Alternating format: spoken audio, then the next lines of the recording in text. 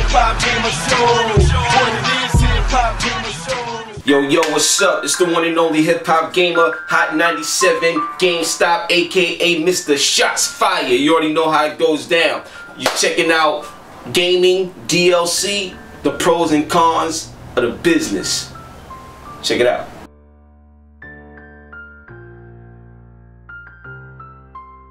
Why does DLC exist? Okay, well, here's my take on it.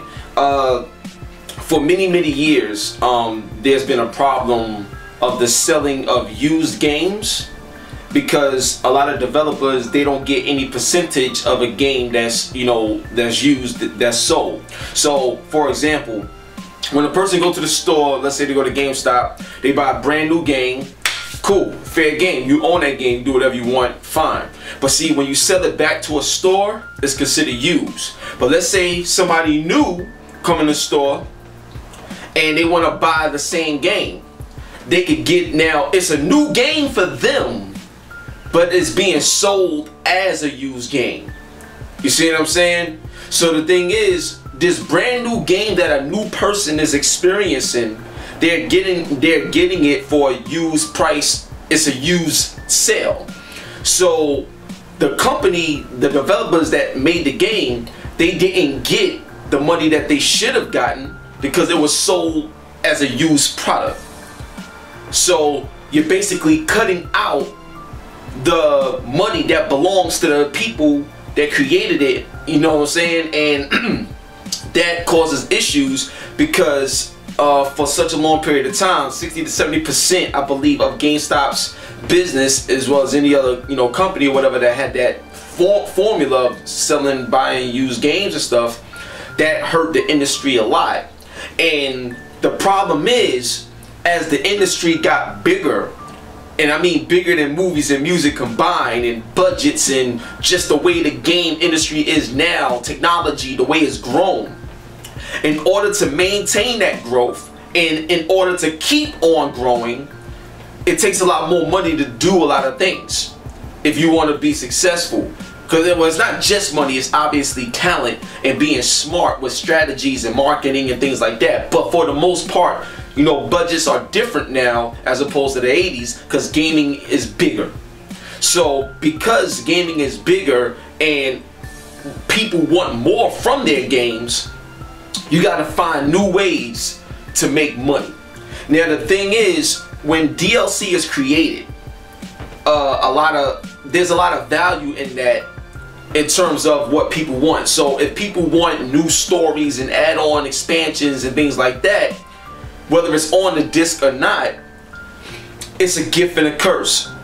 The gift is that we get more from our games than we used to back in the day because of all the expansions. So that's the gift. That's great. You know what I'm saying? With technology, they can just add on stuff. That's great. But the curse is because of what a lot of companies have lost from a business standpoint, and the lack of reward as opposed to the risk that they've taken, because the way the business model is of selling games, they gotta charge, period. You know what I'm saying? They gotta charge, or they just can't have that already in the game once it's sold the first time. So it's a balancing act. It's a balancing act, you know what I'm saying? So that's why I believe DLC exists, is to try to make up for what has been lost and what could be lost when it comes to finances, in order to continue creating and being successful and keeping the lights on. You know what I'm saying? Real talk. So that's why I believe DLC exists. There you go. Okay, so now let's talk about the recent Batman Arkham Knight. I believe the season pass is $40. And to me, a lot of times from what I see, there's a lot of people out there like, yo, $40? Yo, that's crazy, man. Why I gotta spend that much for a season pass? Now, here's the pros and here's the cons. When I look at what you're getting, first off, it's always up to the end user to decide whether something is worth it or not. You know what I'm saying? That's the first thing. Second thing is, it's optional. You don't have to buy the season pass. You can just buy the game, play the game, move on to another game. You know what I'm saying? I think the problem is, you know, not the problem, but the realization is that developers know their worth.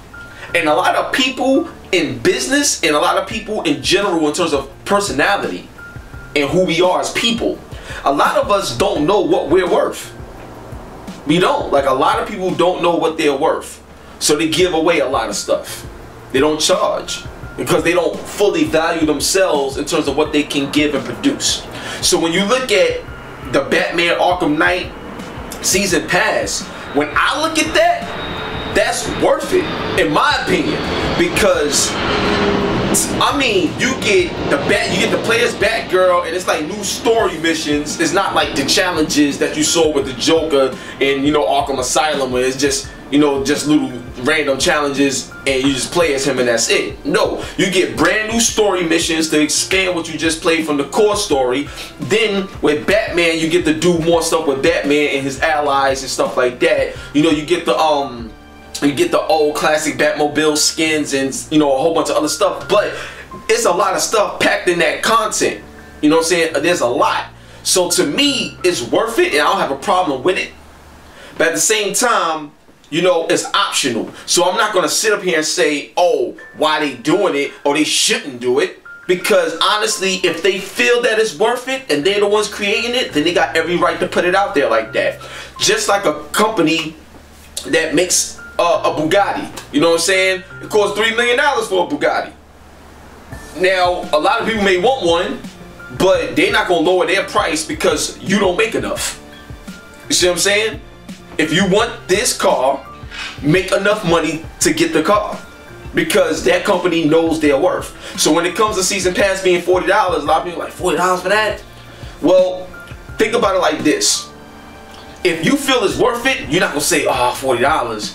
You're going to be like, yo, that joint is hot, and I'm going to step my game up to make sure I get enough money so I can pay for it. Period. And the thing is, that's actually what it's about. Like, we always say we want so much. Like, we want them to make this, we want them to make that, we want companies to do this, we want companies to do that. But everything that we say we want, it takes money to make that happen. But then we all get mad when it's time to give the money for them to be able to make these things. And that's what bothers me. Like, it's so hypocritical how a lot of us gamers can say we want developers to do this and try new things, but don't want to support and give the money to help them be able to do the things that we're asking for. You see what I'm saying? We love, the reason why gaming is as big as it is because we support it.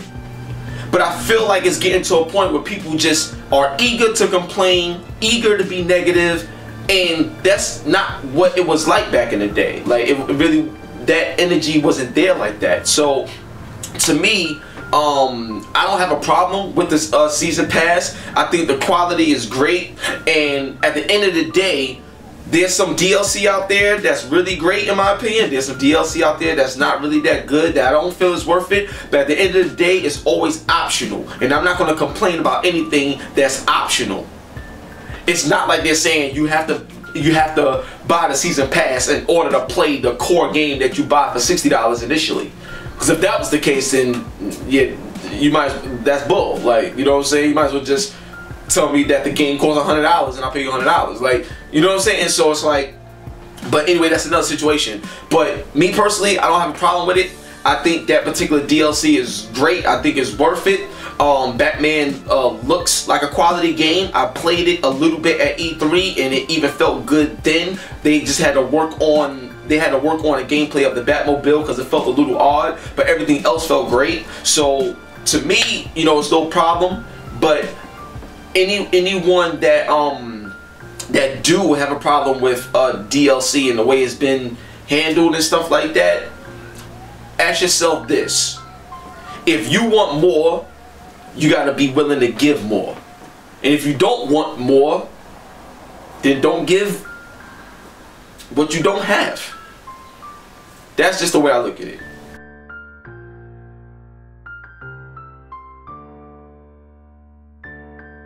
Yeah, this is a great question actually. In the 80s, you know, DLC and stuff didn't exist. And you know, you brought the game, that was the game, you ended it, that was it, you go on to the next game, fine. But in that era, it was different because, you know, like I said before, in the 80s, when we played games, we wanted to play everything, period. Like, don't get me wrong, people say, oh, this one is better than that one, okay, fine, but everybody wanted everything. And everybody just wanted to play everything. For example, nowadays, a trailer could come out and people would be like, oh, like, I don't like this. Like, for example, Star Wars Battlefront trailer just came out and nobody played it. Like a lot of people in terms of the public haven't, you know, seen it, held it or nothing, and they already saying, oh, it don't got this, oh, it's gonna be that, oh, it looks this, oh, I don't even wanna, you don't even know yet, and they already trashing it. Like, it's the same way they did The Order, it's the same way they did Knack, it's the same way they do a lot of games nowadays. It's like everybody's just eager to be negative and complain, and they feel like the whole world revolves around their feelings. Like, you know what I'm saying? No, it don't. That's very immature in my opinion. You know what I'm saying? So, that's the way it appears to be now. Whereas back in the day, we didn't have, you know, the internet and all this other stuff. We had our Game Fan, Game Pro magazines and everything like that. You know, PlayStation Underground and stuff like that. But we would go to the store, look at a game, look on the back, like, oh, the images, the pictures, oh, this look cool. This look like, alright, cool. Let me get that. Like, that's how it was. Or we would go to the arcades, and some of the games that we saw in the arcades, we was like, yo, we gotta get this for the, you know, Genesis or something, and that's it. It was never really like, it wasn't that cynical. You know what I'm saying? Gamers wasn't so quick to criticize and be critical on every little thing. Like it's like a big bunch of babies. Like you know what I'm saying? Like just crying over everything. In the industry nowadays, you know what I'm saying? All this sense of entitlement, and yo, it's ugly. So even though DLC didn't exist back in the day, there was a different caliber and a different breed of gamer back in the day. And I'll give you an example. In this day and age with DLC and everything, if people, you know, had the same mentality back in the 80s, in 2015 now, in terms of those morals and the way we felt, we wouldn't see the issues that we see today. But there's a new generation of gamers, and just looking at the generation and what we're going through in the world, is a different caliber of people nowadays. You know what I'm saying? So in terms of DLC, that's just the way I feel. I feel like everybody just wants to complain.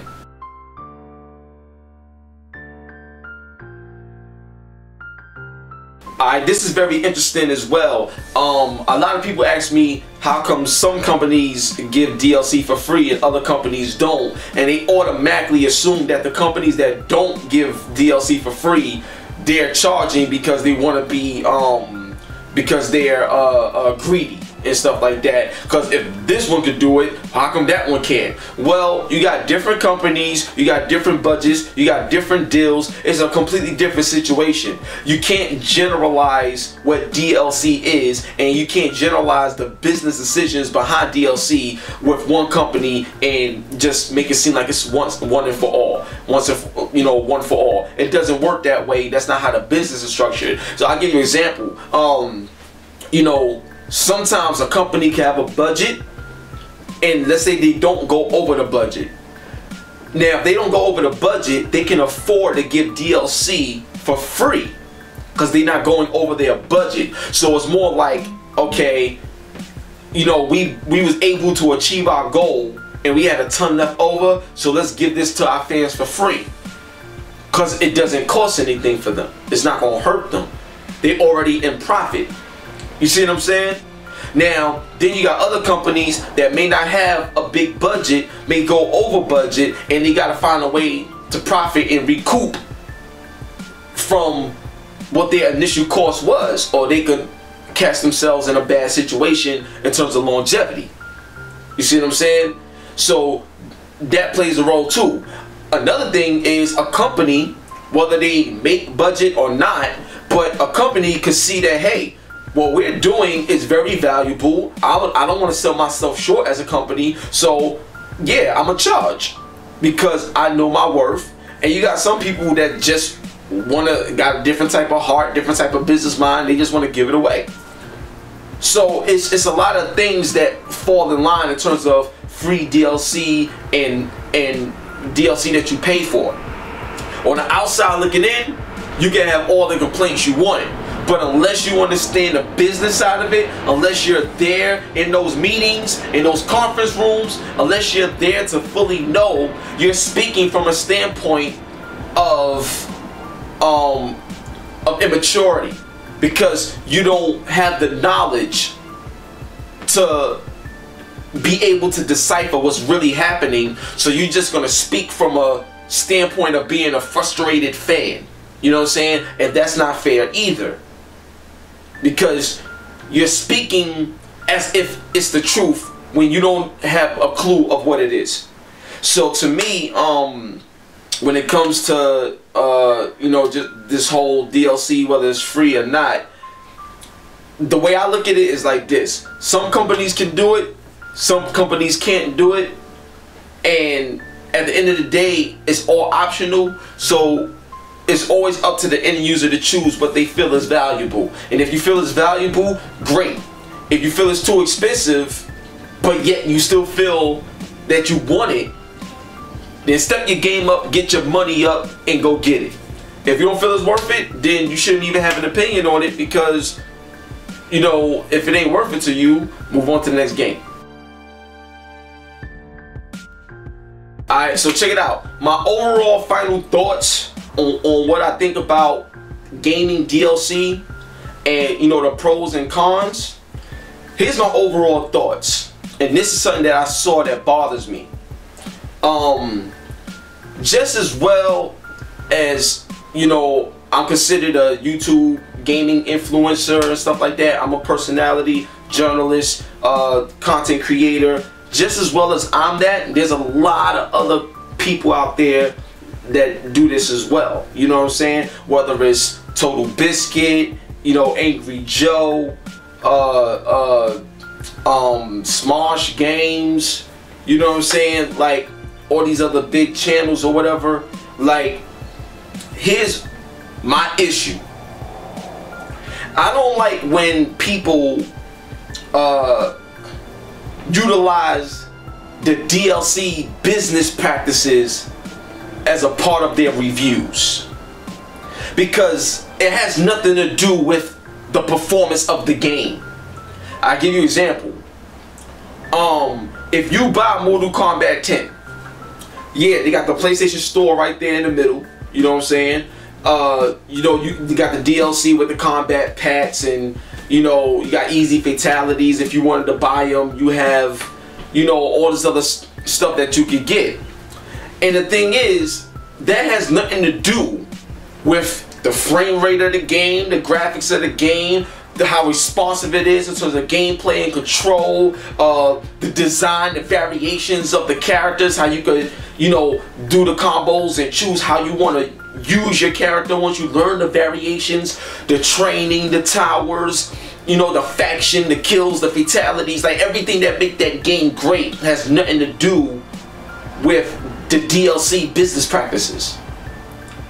And the reason why I brought this up, because Angry Joe, I like Angry Joe, you know what I'm saying? That's my dude. I see him, you know, from time to time at E3 or whatever events, and cool dude, you know what I'm saying?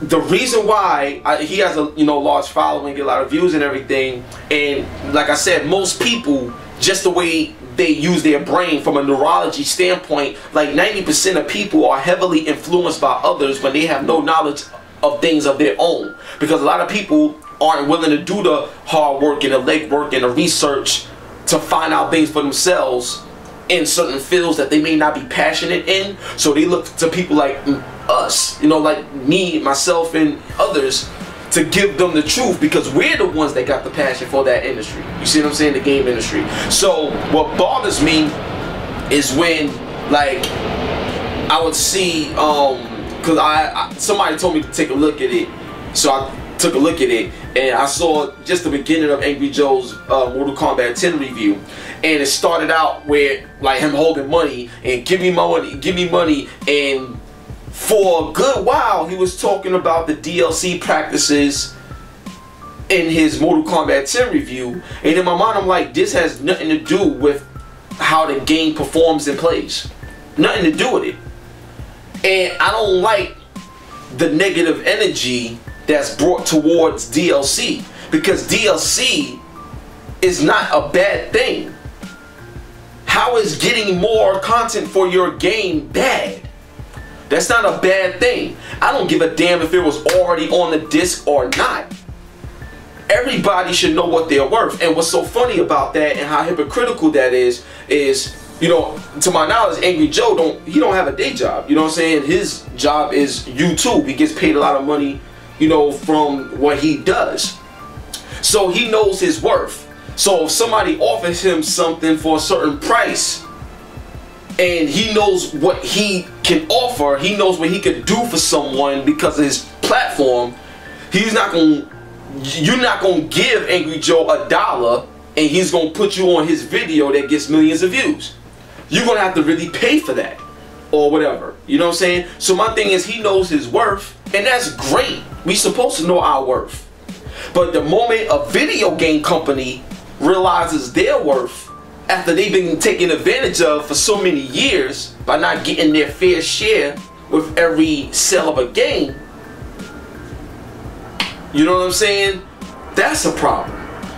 So now they discovered a way to do better business, to give us more in the long run.